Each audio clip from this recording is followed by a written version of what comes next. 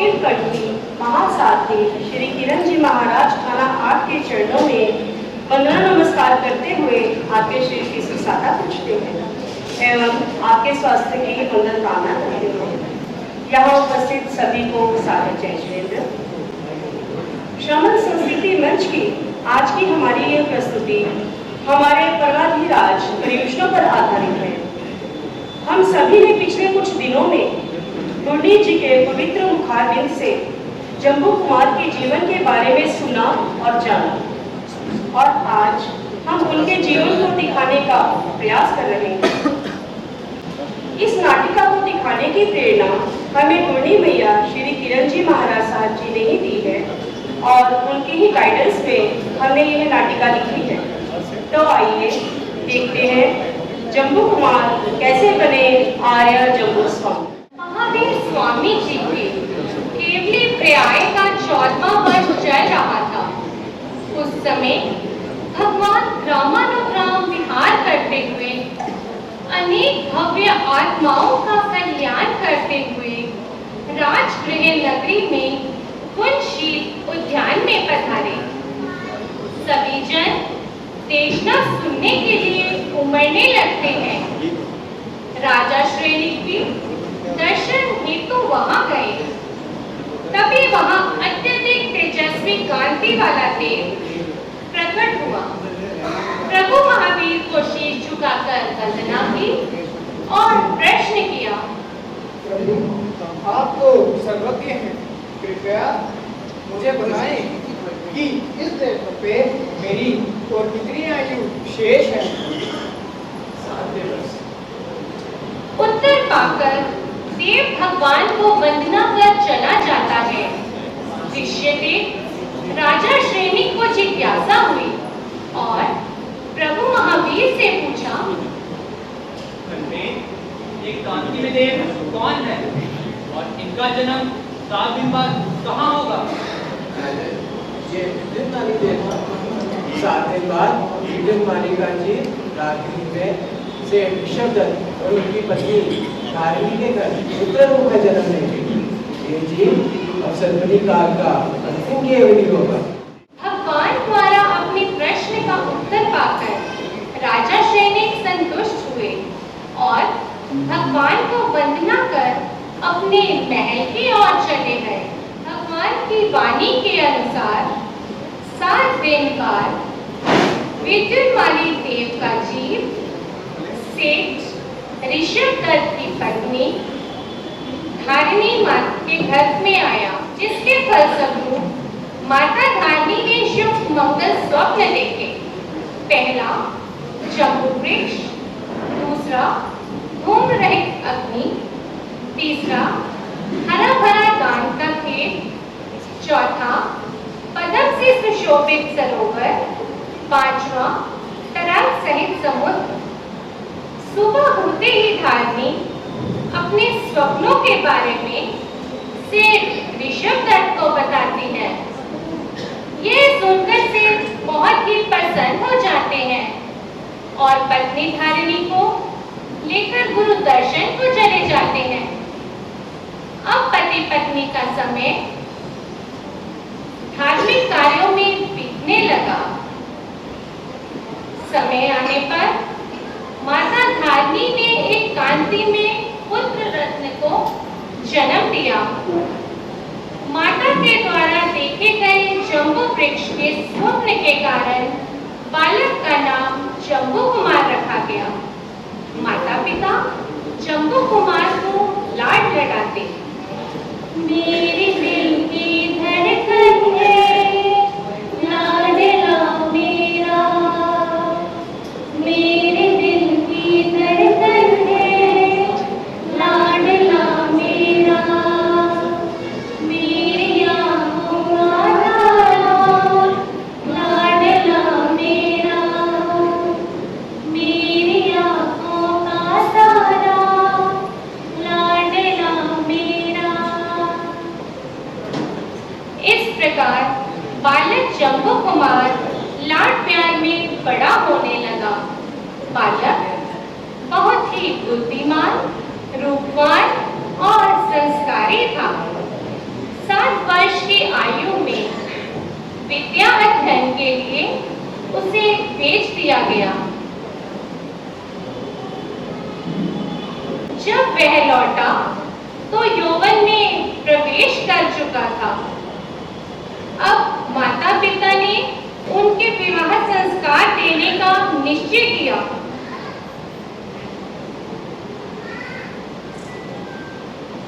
देखिए, हमारा पुत्र विवाह के योग्य हो गया है।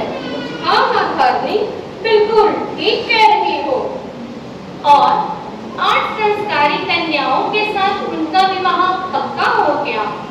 शुभ संयोग से उन दिनों गंधर्व सुधर्मा स्वामी जी राजगृह नगरी के गुणशीलक उद्यान में पधारे। जम्बू कुमार भी देशना सुनने गए। समझ आना चाहिए। ऐसी वैराग्यपूर्ण वाणी सुनकर जम्बू कुमार ने सुधर्मा स्वामी को वंदन कर प्रार्थना की। हे गुरुदेव, इस संसार सागर से फिराने वाली आखिरी दीक्षा देकर आप मेरा भी कल्याण करें। हाँ सुन, देवानु किया माँ बड़ी बंधन करेंगे।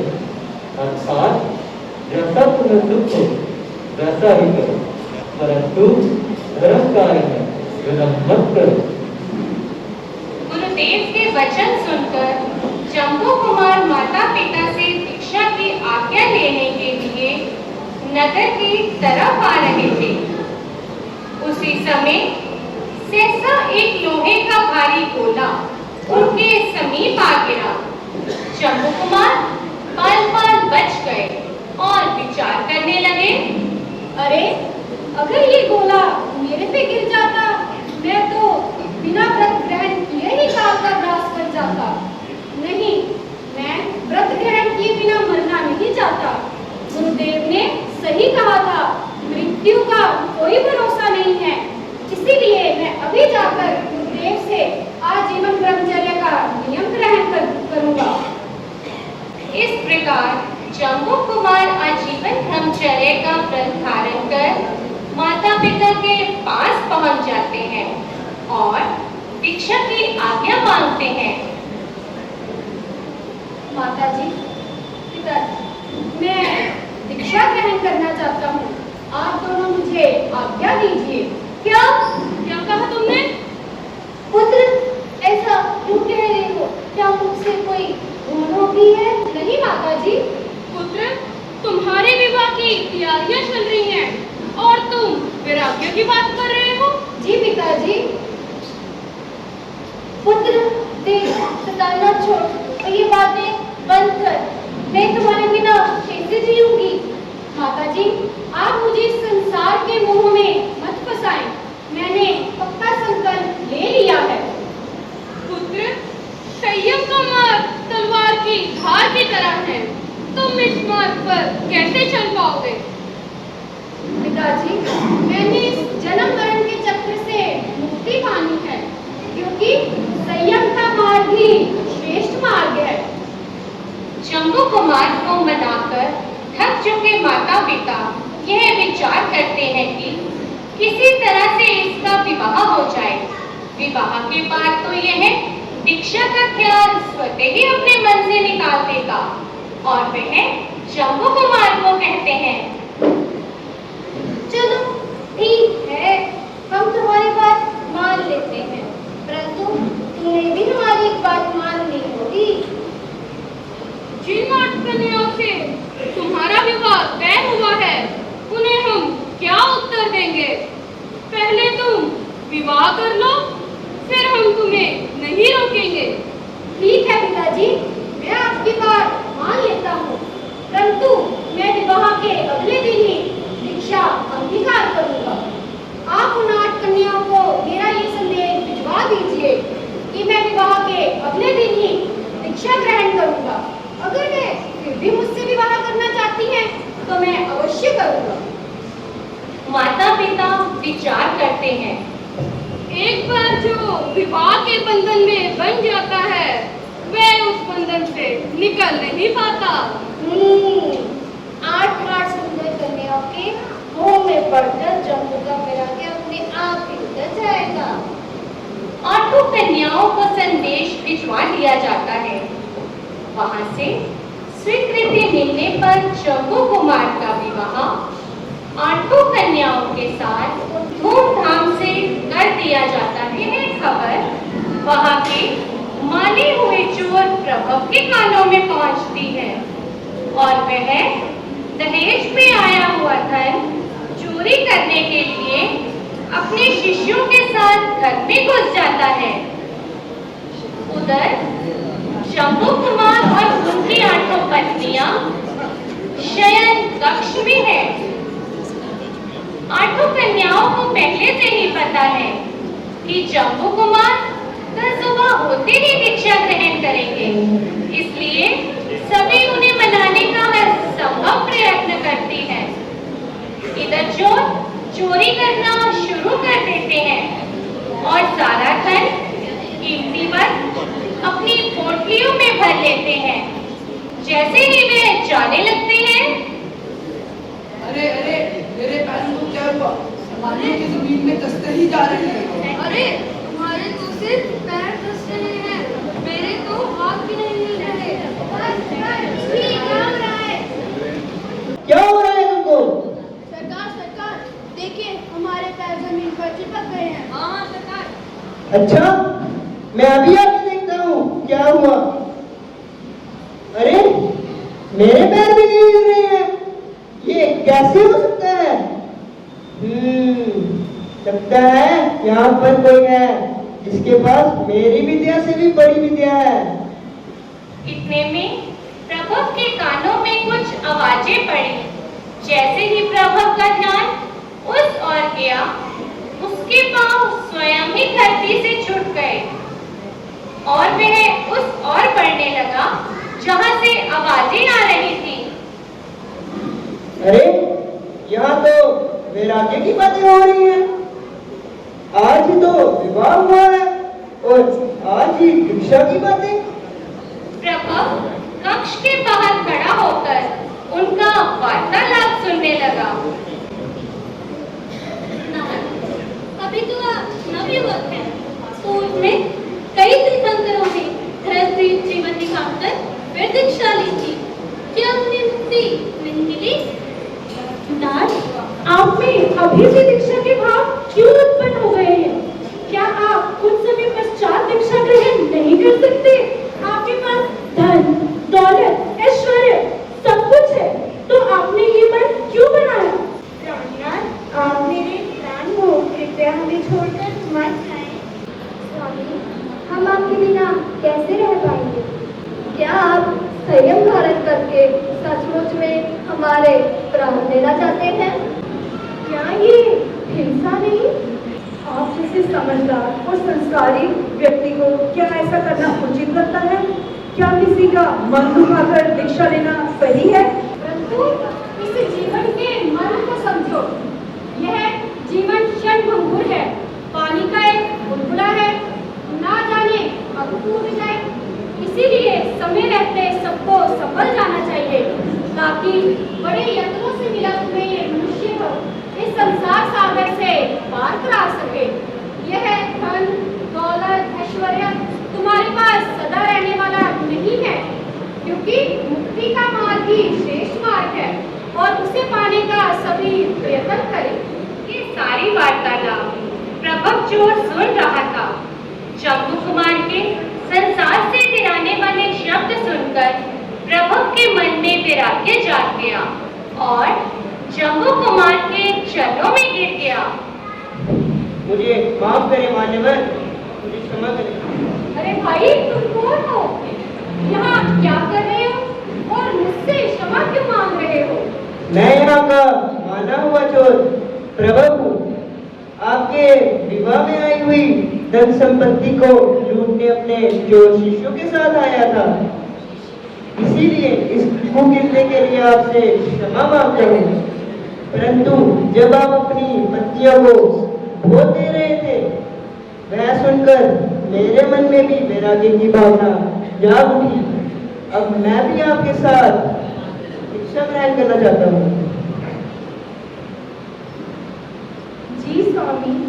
हमें भी सच्चा सुख किसमें है ये समझ में आ गया है। इसीलिए हम भी आपके साथ दीक्षा लेंगे और मुक्ति के मार्ग को अपनाएंगे। इस प्रकार सारी रात प्रश्न उत्तरों में ही निकल गई और प्रातः होते होते सभी ने दीक्षा ग्रहण करने का निश्चय किया। यह समाचार जब जम्बू कुमार के माता पिता को मिला तो यदि एक चोर क्षमा मांगकर अपने कर्मों की निर्जरा हेतु अंगीकार दीक्षा ले सकता है तो हम क्यों संसारिक मोह प्रकल्प में फंसे हुए हैं। हाँ, ठीक कहा तुमने। हमें भी बंधनों से मुक्त हो दीक्षा अंगीकार करनी चाहिए। आठों कन्याओं के माता पिता ने संयम लेने का निर्णय किया। जब प्रवक चोर के शिष्यों को पता चला कि हमारे मालिक भी दीक्षा ले रहे हैं तो उन्होंने भी दीक्षा लेने का निर्णय किया। सभी सुधर्मा स्वामी जी के चरणों में पहुंच जाते हैं। इस प्रकार सभी ने आर्य सुधर्मा स्वामी जी के चरणों में एक साथ भागवती दीक्षा ग्रहण की। बोलिए आर्य सुधर्मा स्वामी की जय। बोलिए आर्य जम्बू स्वामी जी की जय। लेकिन एक दिन भी भोगों को नहीं भोगा बल्कि अपने आठों रमणियों को भी वैराग्य के रंग में रंग दिया। इस प्रकार आठों रमणियों के माता पिता, जम्बू कुमार के स्वयं के माता पिता, प्रभव चोर और उसके 499 शिष्य सहित कुल 527 व्यक्तियों ने एक साथ आर्य सुधर्मा स्वामी जी के चरणों में दीक्षा विधि को स्वीकार किया। हमारा श्रवण संस्कृति मंच का ये जो कार्यक्रम जम्बू कुमार लघु नाटिका के रूप में प्रस्तुत किया गया वह इसलिए किया गया क्योंकि हम सब ने कोकिल कंठी प्रवचन प्रभाविका महासाध्वी श्री किरण जी महाराज साहब के पवित्र मुखारबिंद से पर्युषणों के 8 दिनों में जो अंतबड़ दशांग सूत्र की वाचना को सुना। इसमें जिज्ञासा किसकी रही? जिज्ञासा रही आर्य जम्बू स्वामी की। और वे जम्बू स्वामी कौन थे वही दर्शाने का इसमें प्रयास किया गया है। जम्बू स्वामी जी ने जिज्ञासाएं रखी और आर्य जम्बू स्वामी जी ने उनकी जिज्ञासाओं को शांत किया। आर्य जम्बू स्वामी इस अवसर्पणी काल के अंतिम केली हुए और उनके साथ दीक्षित हुए 527 जीवों में से 11 जीव मोक्ष गए, शेष सभी देवलोक गए। सभी मिलकर जोर से जयकारा लगाएंगे। बोलिए आर्य जम्बू स्वामी की जय। बोलिए आर्य जम्बू स्वामी की जय। हमारी इस नाटिका को करवाने में हमसे या हमारी किसी भी पार्टिसिपेंट से कोई भी भूल अविनय कशापना हुई हो तो हम सब गुरनी जी की साक्षी से मन वचन काया से क्षमा प्रार्थी है। गुरनी